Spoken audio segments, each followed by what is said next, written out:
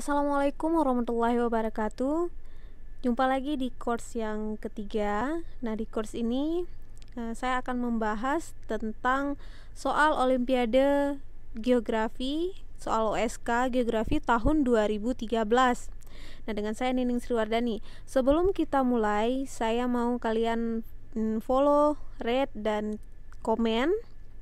Juga jangan lupa tonton sampai habis 10 lesson di course yang ketiga ini. Oke, langsung saja. Soal nomor 1. Angin tenggara setelah melintasi khatulistiwa akan mengalami A. Pembelokan ke arah timur laut, B. Menuju barat laut, C. Dibelokkan oleh gaya Coriolis ke arah barat, D. Berbalik ke arah barat daya, E. Semua salah. Nah, jadi angin tenggara setelah melintasi garis khatulistiwa. Garis khatulistiwa itu merupakan garis lintang 0 derajat. Nah, Indonesia sendiri merupakan negara yang dilalui oleh garis khatulistiwa. Negara kita ini merupakan negara yang beriklim tropis. Nah, daerah-daerah yang dilalui oleh garis khatulistiwa, angin tenggara itu berarti dia angin yang bergerak dari arah tenggara menuju ke khatulistiwa. Nah, karena efek gaya Coriolis tersebut, karena gaya Coriolis yang dipunyai oleh bumi, angin tenggara itu merupakan tahap awal terjadinya angin muson barat daya. Apa itu angin muson barat daya? Angin muson barat daya itu merupakan angin yang bertiup dari arah barat daya atau angin muson barat, yaitu angin yang membawa curah hujan sehingga menimbulkan hujan di Indonesia. Nah, jadi angin tenggara yang melintasi khatulistiwa, dia karena dipengaruhi oleh gaya Coriolis, itu akan mengalami pembelokan ke arah timur laut. Jadi jawaban di sini adalah A. Nomor yang kedua, pembangunan infrastruktur jalan raya di Pulau Jawa sebaiknya dilakukan pada bulan A. Januari, B. Maret, C. Juni, D. Oktober, E. Kapan saja dapat dilaksanakan. Ini merupakan pertanyaan tentang proses pembangunan infrastruktur yang ada di Indonesia atau di Pulau Jawa, boleh. Nah, pembangunan jalan raya, otomatis ketika jalan raya itu dibangun, proyek, biasanya ini proyek yang dilakukan oleh Dinas Pekerjaan Umum. Nah, proyek-proyek tersebut itu akan sangat baik dilakukan pada bulan Juni, bulan ke-6. Kenapa? Karena pada saat bulan Juni itu kita sudah memasuki musim kemarau. Itu musim yang kering, musim yang curah hujannya sedikit. Nah, kalau untuk pembangunan infrastruktur jalan raya, bulan kering itu sangat diperlukan. Kenapa? Agar proses pembangunan tersebut berjalan dengan lancar. Jadi, pembangunan infrastruktur jalan raya di Pulau Jawa sebaiknya dilaksanakan pada bulan Juni. Jawaban nomor 2, C. Soal nomor 3, dampak perubahan iklim pada bidang pertanian amatlah kompleks dan bervariasi terhadap wilayah dan tingkat perubahan iklim. Khusus pada wilayah Indonesia, dampak yang paling sering dirasakan adalah A. Peningkatan suhu, B. Perubahan curah hujan, C. Peningkatan tekanan udara, D. Terjadi urbanisasi besar-besaran, E. Semua salah. Nah, ini yang termasuk ke dalam dampak perubahan iklim pada bidang pertanian. Khususnya pada wilayah Indonesia, dampak yang paling sering dirasakan, ini sangat jelas, itu merupakan jawabannya perubahan curah hujan. Jadi perubahan curah hujan yang kadang-kadang tinggi, kadang-kadang rendah, itu akan sangat berdampak pada perubahan iklim pada bidang pertanian. Karena bidang pertanian itu dia sangat tergantung kepada curah hujan. Jawaban nomor 3, B. Selanjutnya soal nomor 4. Tujuan Kyoto Protocol adalah mengurangi rata-rata emisi dari 6 jenis gas, kecuali A. Karbon dioksida, B. Metana, C. Uap air, D. Dinitrogen oksida, E. Klorofluorokarbon. Oke, kita lihat. Protokol Kyoto atau Kyoto Protocol adalah sebuah perjanjian internasional yang dimaksudkan untuk menurunkan emisi gas rumah kaca yang dihasilkan oleh industri dunia yang harus dicapai pada tahun 2012.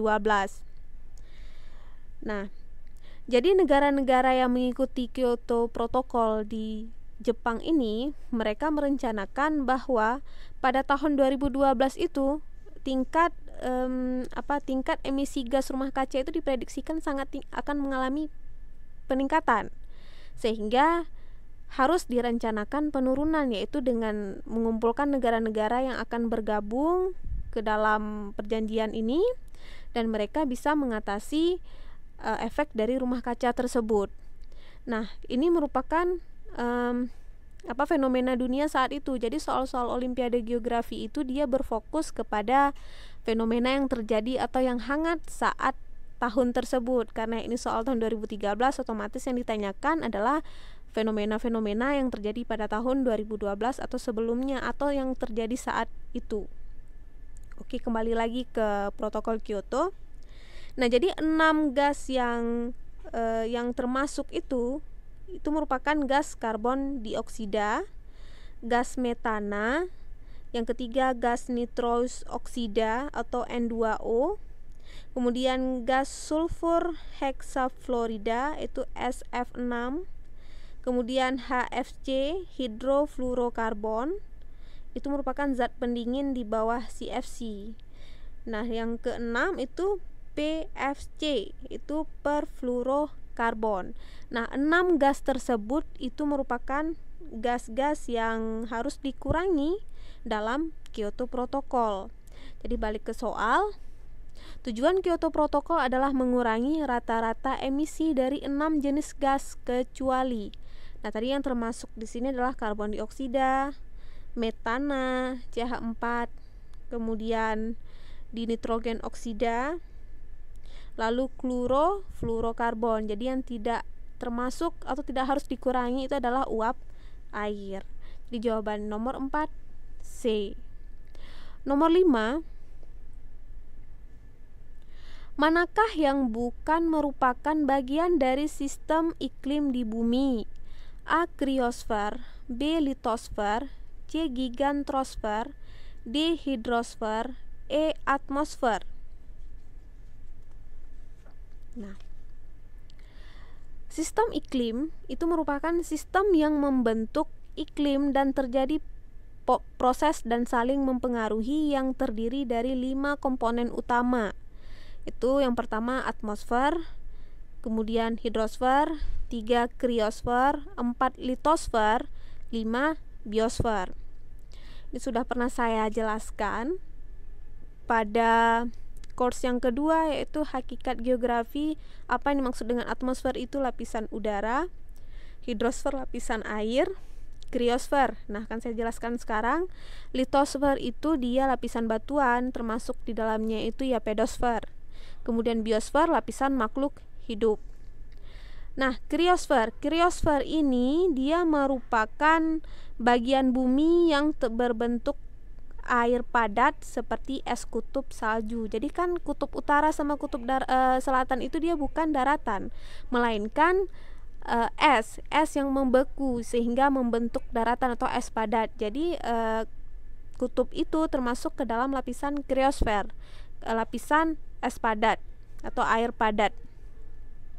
Jadi soal nomor 5 ini, manakah yang ditanyakan bukan bagian dari sistem iklim? Itu merupakan gigantrosfer.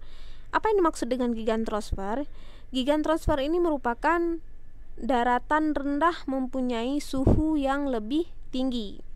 Daratan rendah jadi daerah yang lebih rendah, karena biasanya kan kalau di troposfer itu semakin naik ke atas suhunya itu semakin rendah.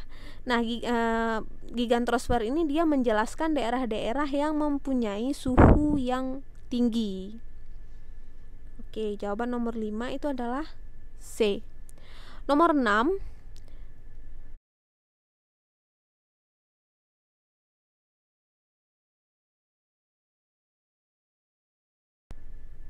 Gelombang di laut dapat terjadi akibat beberapa faktor yang disebutkan di bawah ini, kecuali A. Perbedaan jenis sedimen dasar laut, B. Angin, C. Gravitasi bulan, bumi, dan matahari, D. Gempa bumi, E. Perbedaan tekanan udara.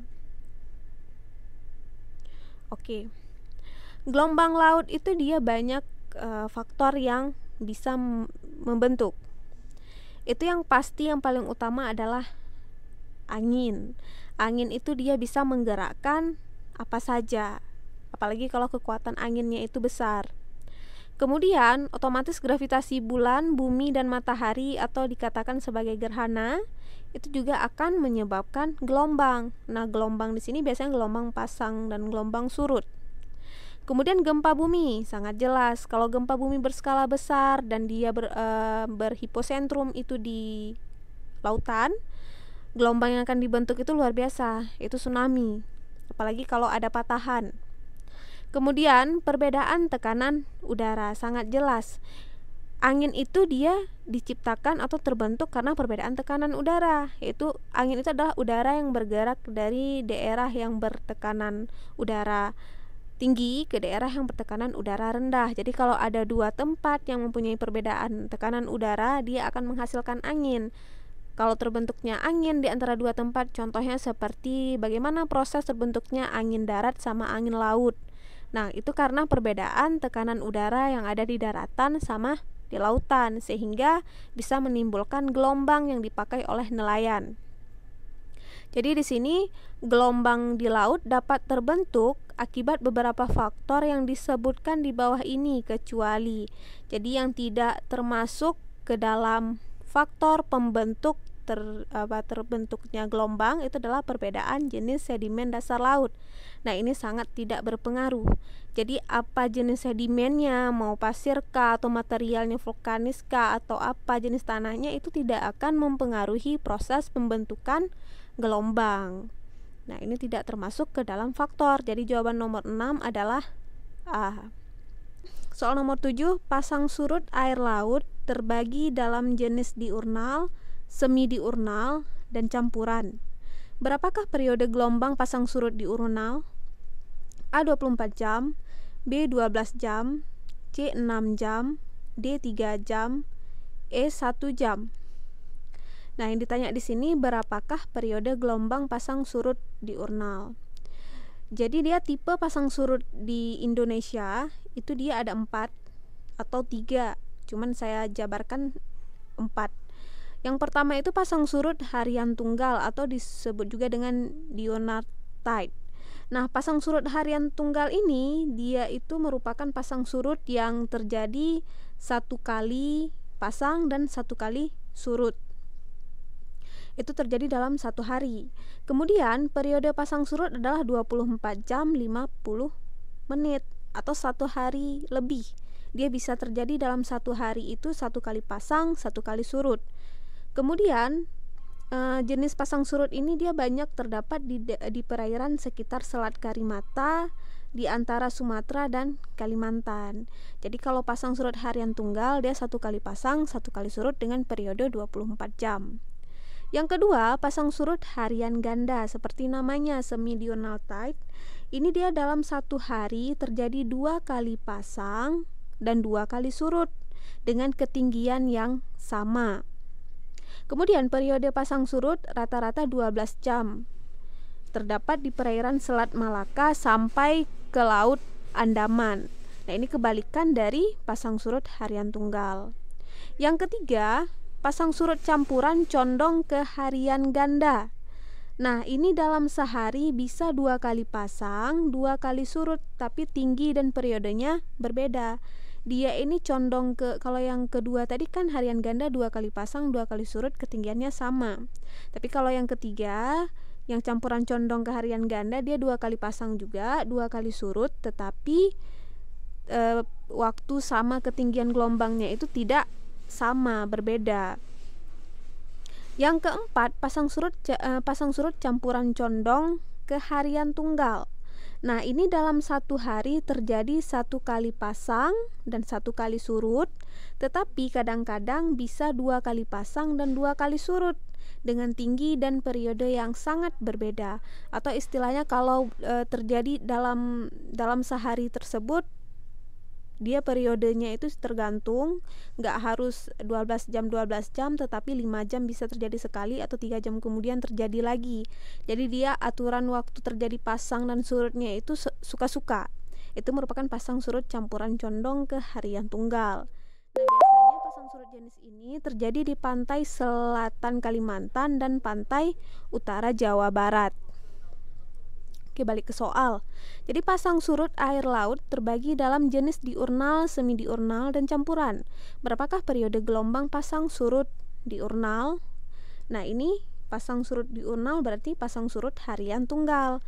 Jadi jawaban di sini adalah A, 24 jam. Soal nomor 8. Salah satu sifat dari arus upwelling adalah A. Airnya kaya akan nutrien dan suhunya dingin. B. Airnya kaya akan nutrien dan suhunya hangat. C. Airnya kaya akan oksigen dan suhunya dingin. D. Airnya kaya akan oksigen dan suhunya hangat. E. Salinitasnya rendah dan suhunya hangat. Upwelling. Oke.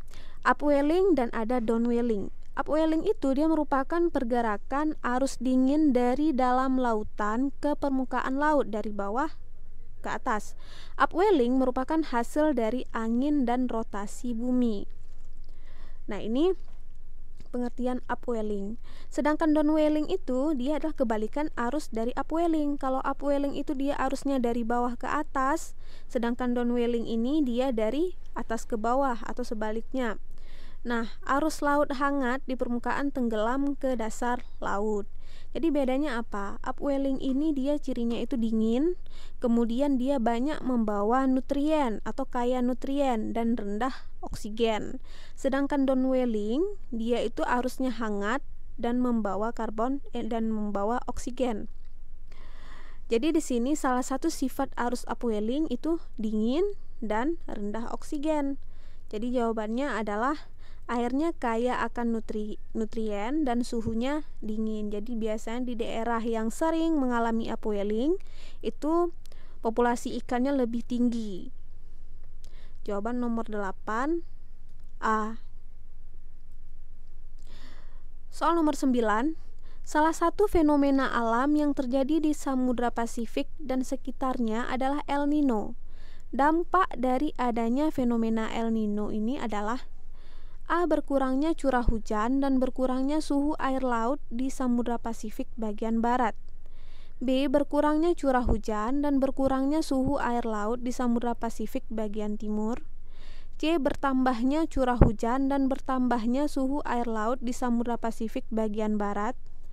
D. Bertambahnya curah hujan dan berkurangnya suhu air laut di Samudra Pasifik bagian timur. E. Berkurangnya curah hujan dan bertambahnya suhu air laut di Samudra Pasifik bagian barat. El Nino dan La Nina, pasti kalian sering mendengarkan kata-kata El Nino sama La Nina. Ini merupakan perubahan cuaca yang global.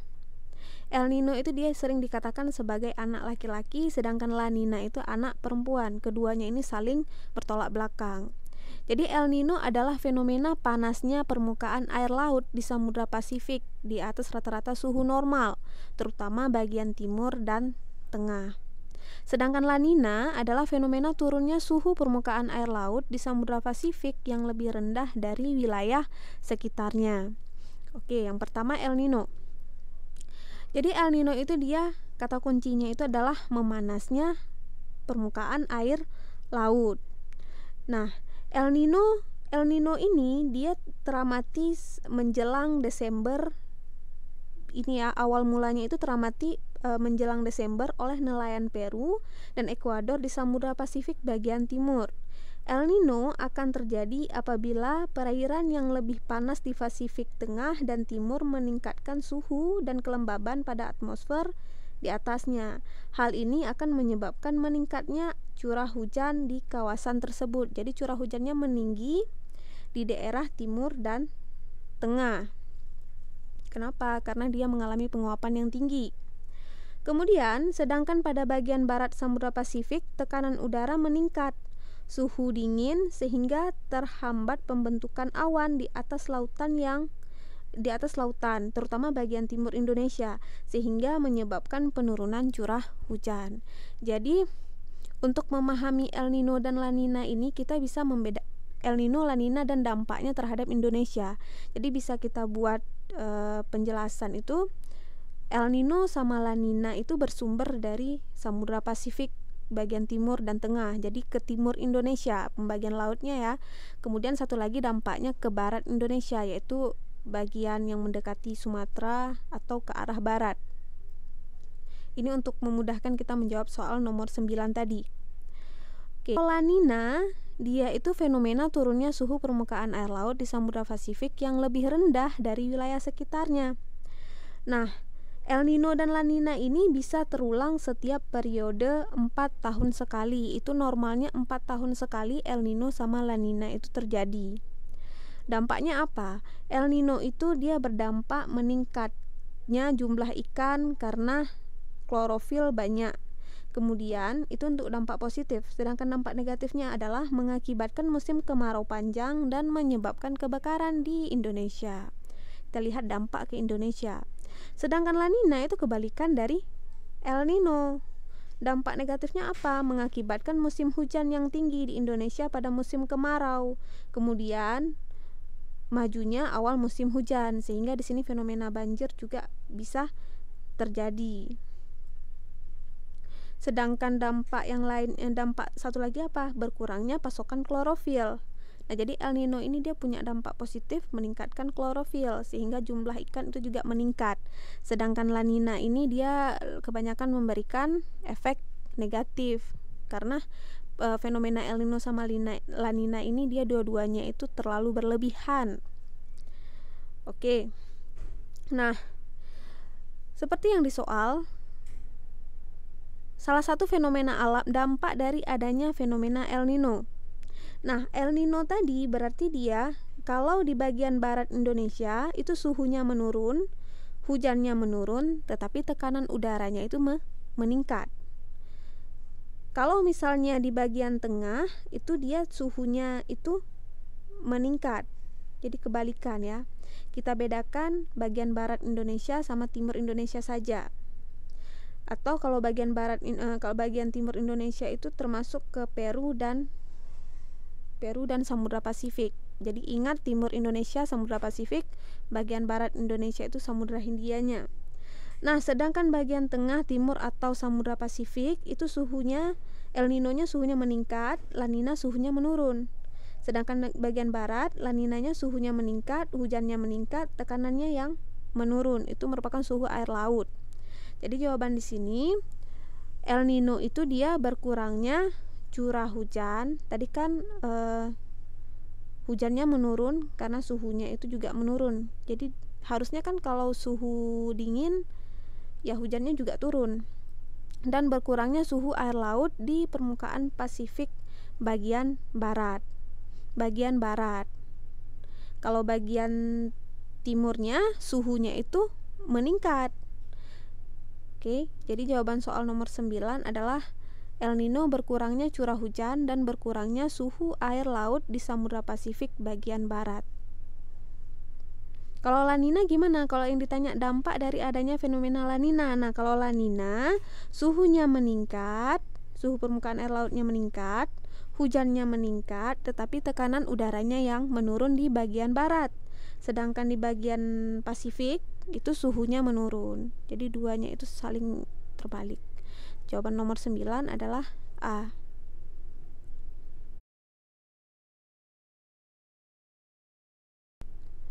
Soal nomor 10, disebut apakah pergerakan air laut yang membawa air berpindah dari satu tempat ke tempat yang lain? A. Arus laut, B. Gelombang laut, C. Pasang surut air laut, D. Suhu air laut, E. Salinitas air laut.